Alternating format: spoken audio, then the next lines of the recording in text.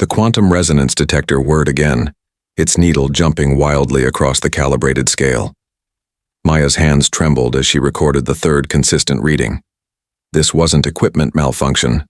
Something massive lingered beyond Earth's atmosphere, something deliberately hiding its presence. "We need to alert someone," Aiden said, peering over her shoulder at the data stream. Maya shook her head. "Who? The military would dismiss it as faulty readings.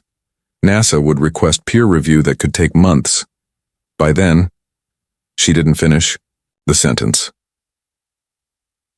Outside the laboratory windows, the first hints of dawn painted the sky in watercolor hues. Neither scientist had slept. The anomalous readings had begun precisely at 2:17 a.m., just as they had the previous 2 nights. "I know someone who might listen," Maya said finally, reaching for her secure tablet. Her graduate school roommate now worked for a classified Defense Department project.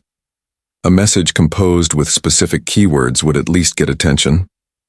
Aboard the Krelvorian vessel, Science Officer Telk presented his findings to Admiral Zex with characteristic precision.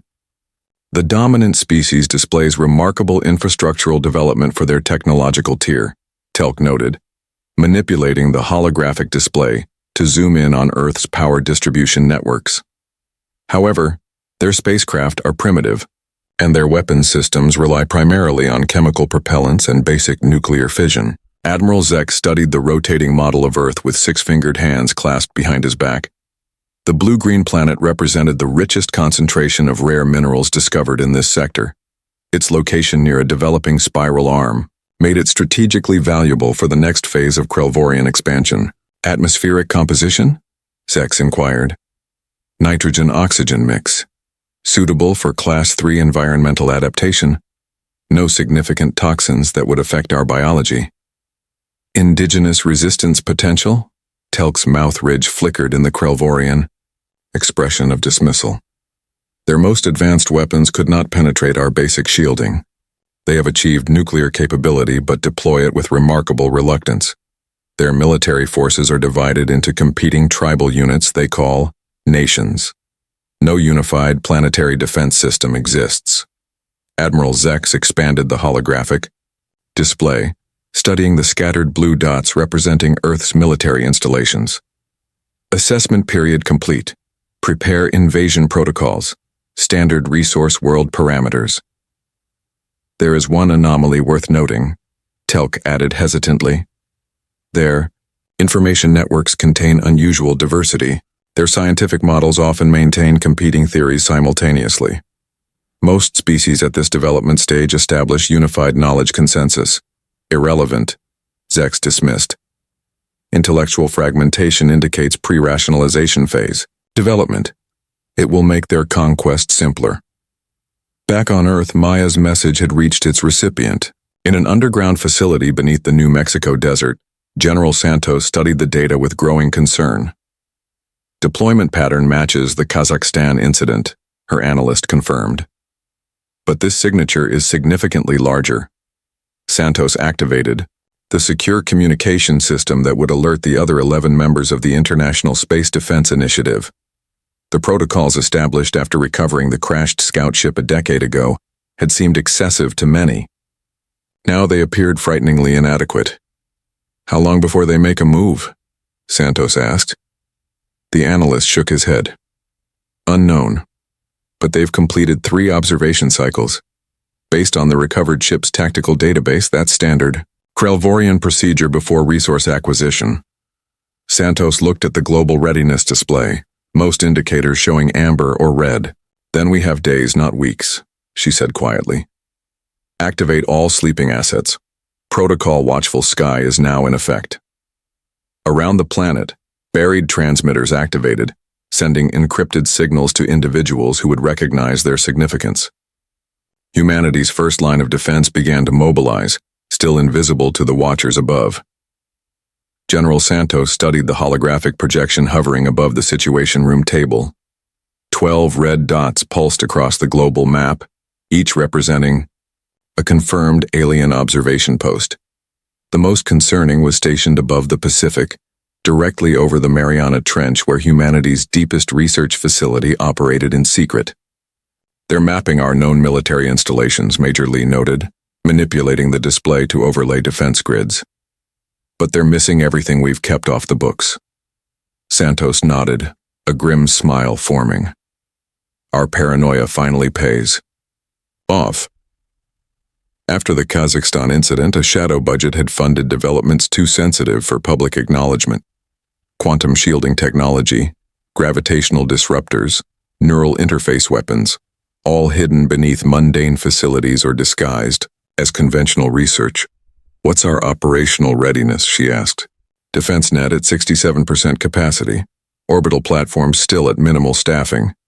The Phoenix Project vessels need another 2 weeks for final calibration. Santos pulled up a classified timeline on her secure tablet. We don't have 2 weeks. Begin accelerated deployment. Get every Phoenix-class ship ready to launch within 72 hours. The pilots haven't completed full training cycles. Then they'll learn on the job, Santos cut in. Better half-trained pilots in space than fully trained corpses on the ground. Above Earth's atmosphere, the Krelvorian survey continued with methodical precision. Lieutenant Nazra supervised drone deployments from the command deck of the auxiliary vessel.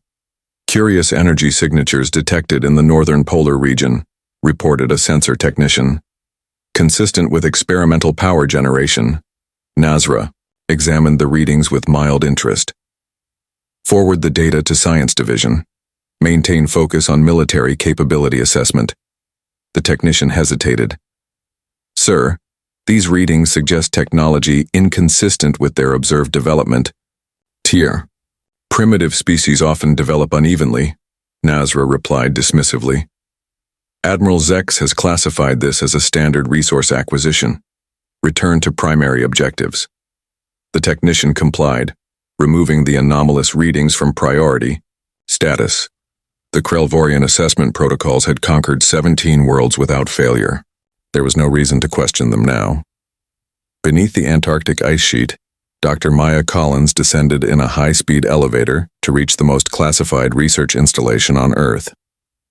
The International Space Defense Initiative had recruited her immediately after reviewing her detection data.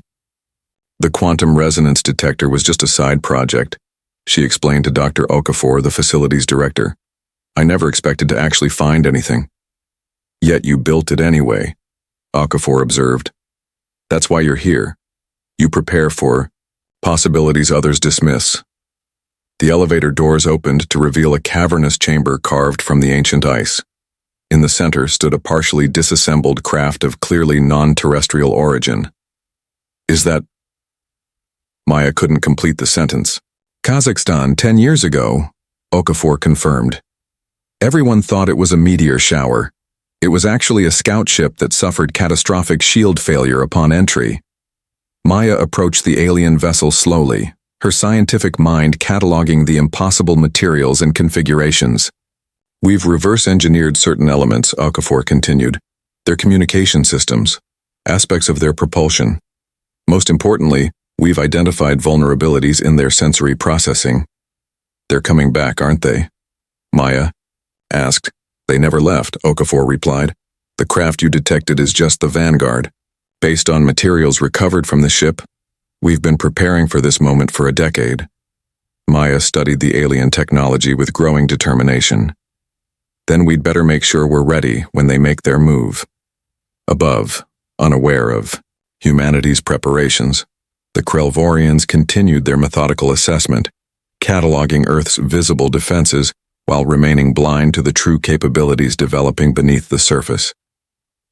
The crystalline Krelvorian warships descended through storm clouds, their translucent hulls refracting lightning in spectacular prismatic displays. Admiral Zex observed the invasion from his command center, multiple eyes scanning tactical displays, with cool satisfaction. Earth's primitive defense systems fell silent exactly as predicted, disabled by the cascading electromagnetic pulse. First wave deployment proceeding according to standard parameters, reported his tactical officer. Major population centers secured, minimal resistance encountered. Zex clicked his mandibles in approval. Casualty assessment? Negligible. Indigenous. Military response is disorganized and ineffective. The Admiral expanded the holographic display to examine New York City. where a Krelvorian deployment vessel now hovered above the distinctive skyline. Streams of panicked humans fled through streets as crystalline drones established perimeter control zones. This species responds to show of force as expected, Zex noted. Begin resource assessment protocols. Prepare labor processing centers at designated locations. In Geneva, the emergency United Nations session dissolved into chaos as Subcommander Vren materialized with his security detail. Delegates gasped, some fleeing while others remained frozen in shock. Your planetary governance representatives are now assembled, Vren announced, his translation sphere floating beside him. This facilitates efficient transition. His multifaceted eyes surveyed the chamber with clinical detachment. Your world is now under Krelvorian protection. Resistance is unnecessary and inadvisable. The Secretary General rose shakily to her feet. We demand to know your intentions. Your demands are irrelevant, Vren interrupted. Resource extraction will commence immediately. Habitable zones will be preserved for indigenous labor operations. Your cooperation will determine comfort levels during transition. Unknown to the Krelvorians, the apparent chaos masked a carefully orchestrated response. Within the United Nations building, microscopic transmitters embedded in the chamber walls captured every detail of the aliens' biology, technology, and language. The data streamed to hidden receivers globally. 200 feet beneath Manhattan's financial district, General Santos monitored the alien deployment through a secure feed. The underground command center hummed with controlled activity as officers coordinated Earth's true response. They took the bait, Santos confirmed, watching Zex's forces concentrate on visible military installations. All shadow facilities remain undetected. Quantum shielding is holding. Major Lee examined incoming data from Geneva. Biological analysis confirms vulnerability to the frequency disruptors. Their neural systems respond exactly as predicted from the Kazakhstan specimens. How long before they realize their tactical assessment is flawed? Asked the communications officer. They won't, Santos replied with quiet confidence. Their invasion protocol is too standardized. They've conquered 17 worlds the same way. They expect the same outcome. Across Earth, apparent militario defeats masked strategic withdrawals. Conventional forces engaged in just enough resistance to maintain the illusion of desperate defense, while humanity's true capabilities remained hidden. In Moscow, Shanghai, and Cairo, quantum-shielded bunkers beneath public government buildings housed the real command centers. In orbital position, satellites appearing as space debris contained advanced weapon systems ready for activation. Maya Collins, now stationed at the Antarctic Research Facility, completed final calibrations on the neural disruption field. Her team had worked continuously since the invasion began. The field generator is ready, she reported through the secure channel. Effective radius will cover the southern hemisphere when activated. General Santos received the confirmation with grim satisfaction. Admiral Zex believed Earth was falling according to plan. He remained completely unaware that humans had been preparing for this precise scenario for a decade, and that his forces had just walked into an elaborate trap. 3 weeks into the occupation, Admiral Zex paced the command deck of his flagship. The holographic display showed another supply depot lost, the fourth this week. Reports from ground commanders described increasingly coordinated attacks using tactics that shouldn't be possible for a species at Earth's development level. Explain how primitives disabled our quantum shield generators, Zex demanded, looming over his chief scientist. Unknown, Admiral, the scientist admitted. The technology they're employing doesn't match our pre-invasion assessment. We're detecting energy signatures that suggest application of principles they shouldn't understand. Zex's mandibles clicked in irritation. Revise containment protocols. Increase security at all forward operating bases. Deploy additional hunter drones. The chief scientist hesitated before speaking again. Sir, I believe we should reevaluate our classification of human technological capabilities.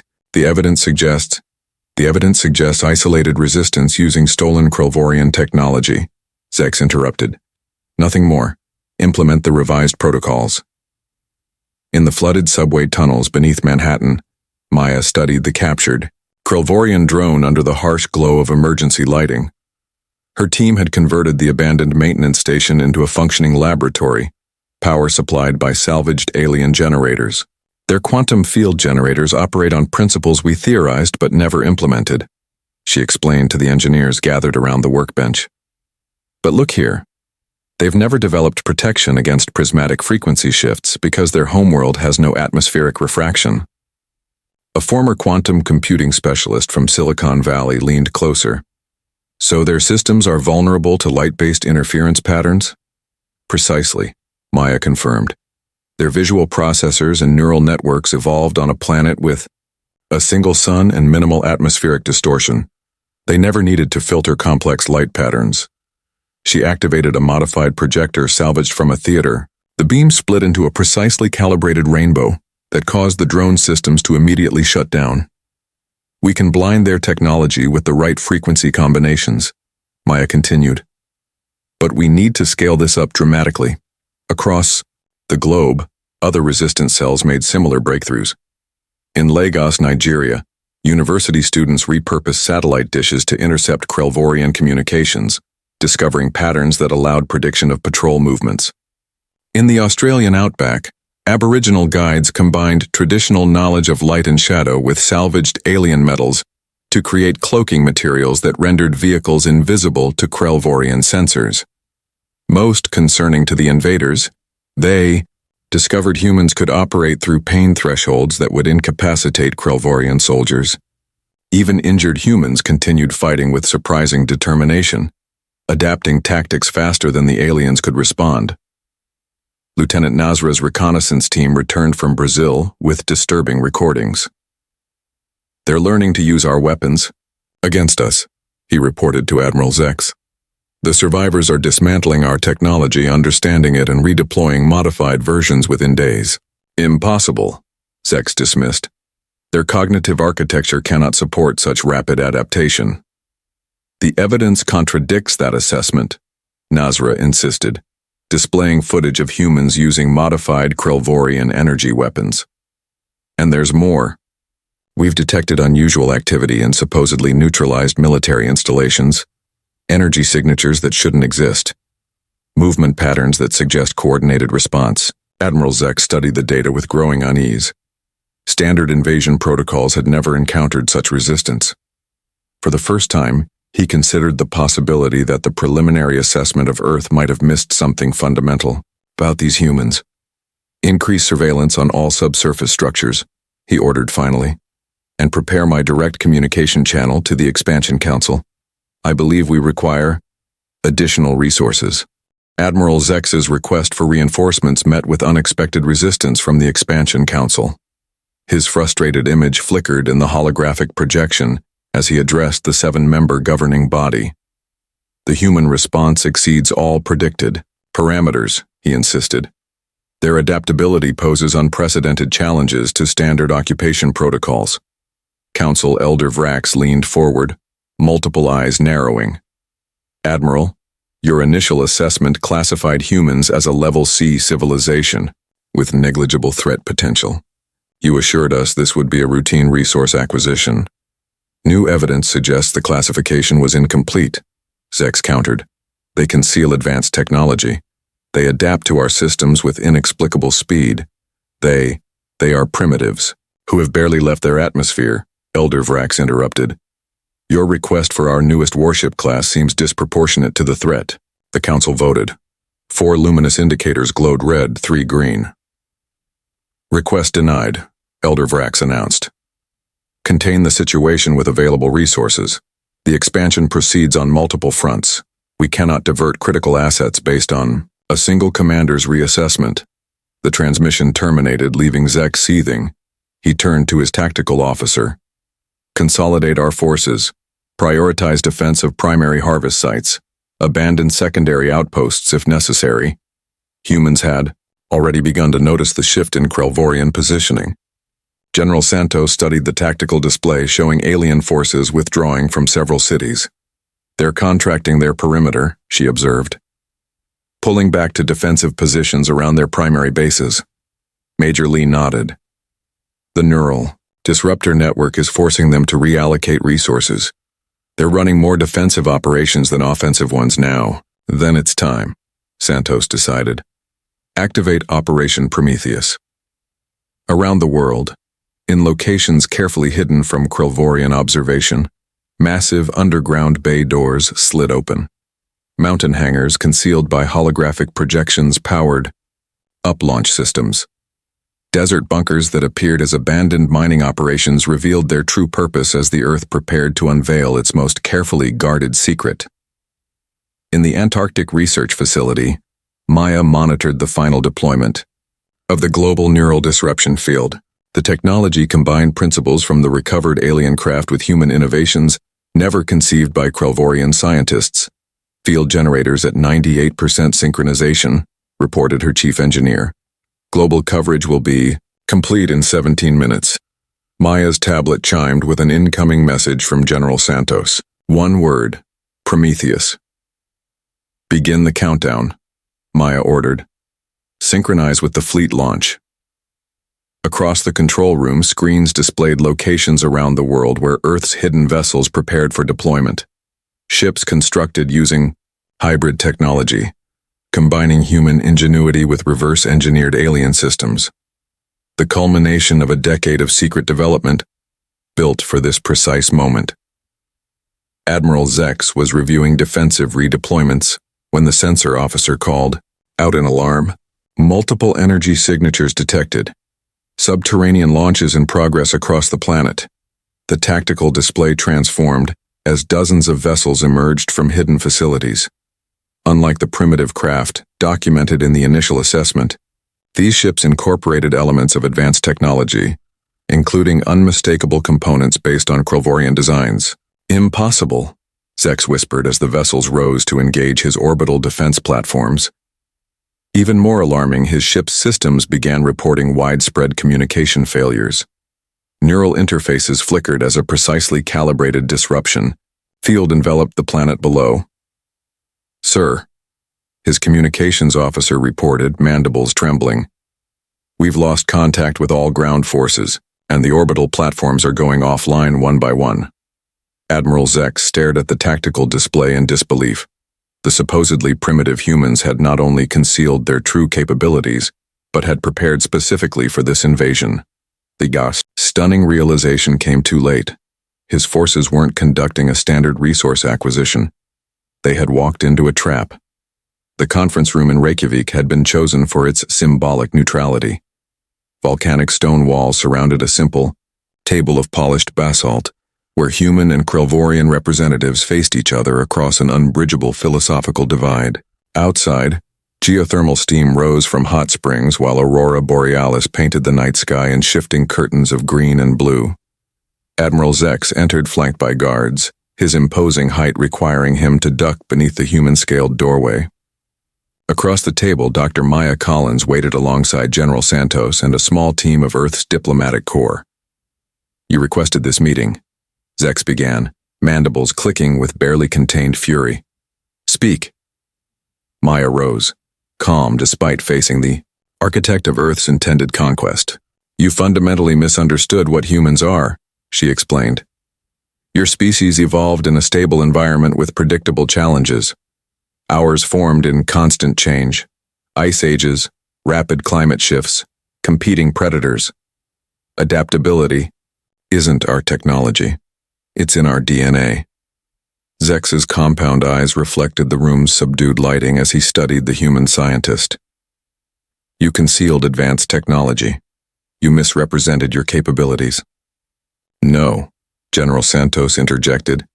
You assumed our limitations without questioning your methodology. We simply allowed you to maintain your misconceptions.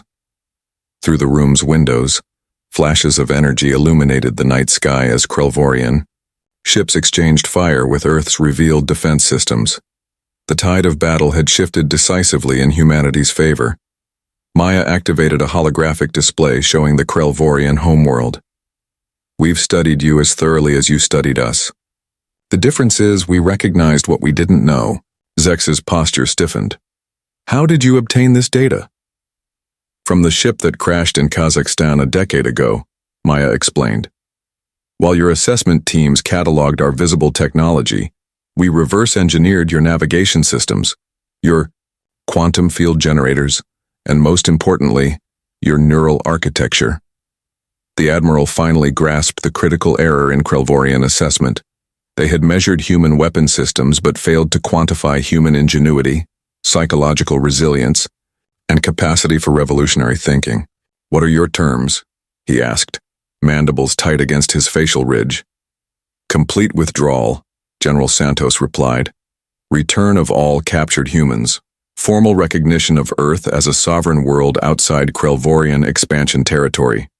Zex's breathing sacs expanded in the Krelvorian equivalent of a bitter laugh. "The Council will never accept such terms without further demonstration of force. Then we will provide that demonstration," Maya said quietly.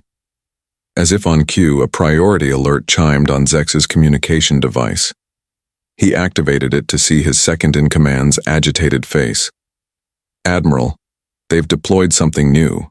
A vessel, larger than anything in their known inventory. It's approaching orbital position now."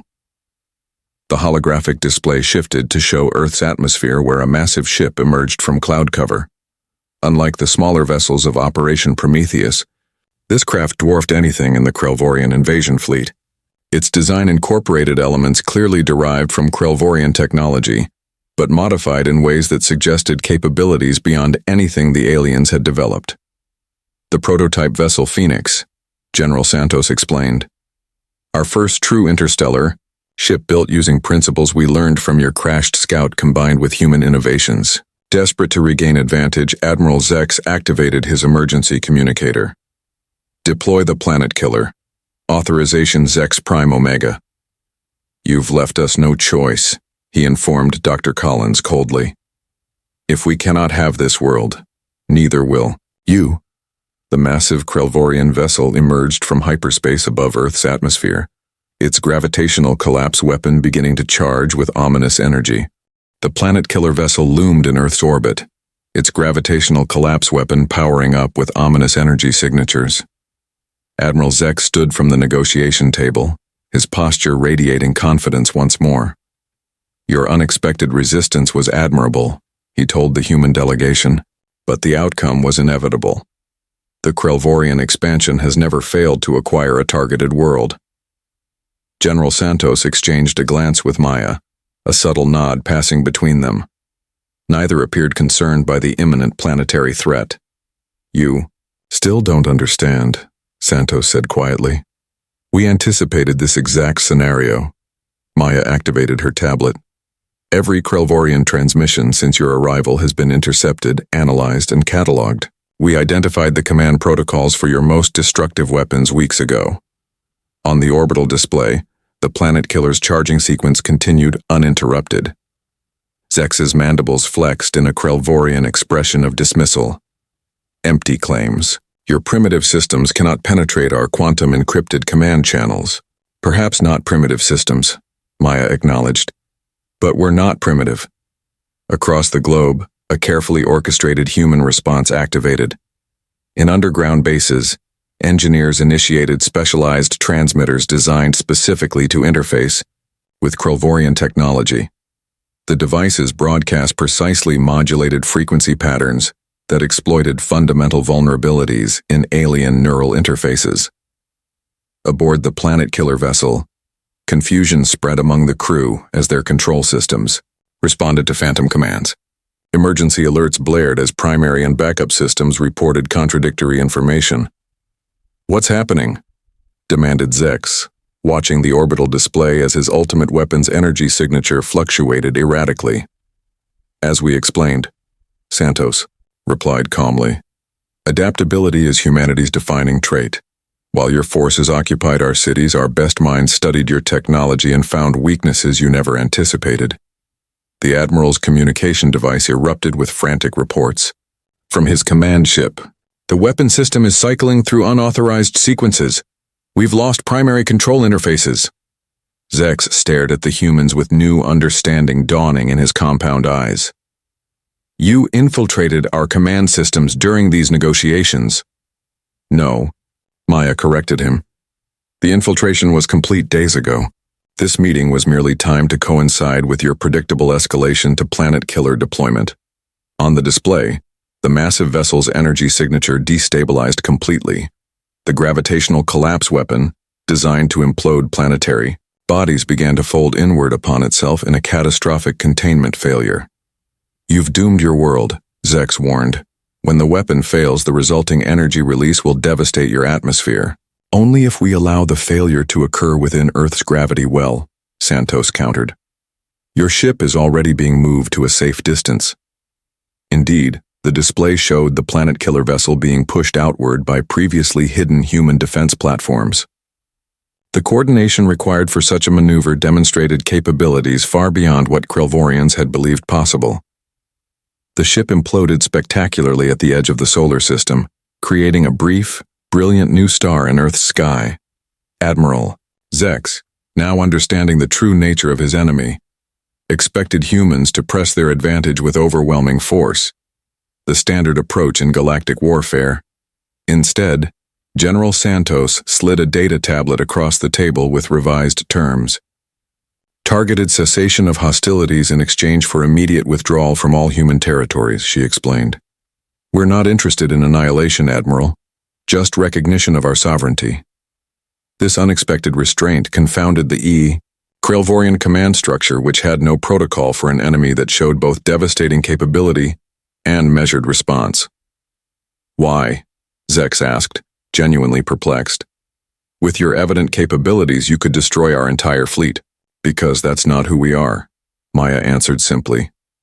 "And understanding that distinction is precisely why you failed to predict our response from the beginning." 1 year after the Krelvorian retreat, Singapore's renovated Marina Bay hosted representatives from 7 galactic civilizations. The diplomatic summit marked humanity's formal introduction to the wider interstellar community. Glass and steel towers framed the bay where Earth's first official interstellar vessel, Phoenix, floated majestically above the water, a symbol of humanity's technological leap forward. Dr. Maya Collins stood at the podium, now serving as Earth's ambassador for interstellar relations. The gathered delegates represented species with histories spanning thousands of years longer than human civilization. "We thank you for accepting our invitation," Maya began, addressing the diverse assembly of beings. "Earth stands ready to join the galactic community as equals, not as conquerors or the conquered." The Relosian historian, an entity of luminous gases contained within an environmental suit, moved forward. "Your victory over the Krelvorian Empire defies statistical probability. Their methodology conquered 43 worlds before yours. We seek to understand how humans succeeded where others failed." Maya activated a holographic display showing Earth's history, not of technology, but of adaptation and survival through ice ages, natural disasters, and self-inflicted calamities. "What you perceived as our weakness was actually our strength," she explained. "Our divisions forced us to think differently from one another. Our conflicts pushed us to innovate constantly. Our challenges made us adaptable." The Ashrendi delegate, a crystalline being who communicated through light patterns, pulsed with curiosity. "Yet your species showed remarkable restraint. You could have destroyed the Krelvorian fleet after neutralizing their planet-killer weapon. Instead, you offered terms."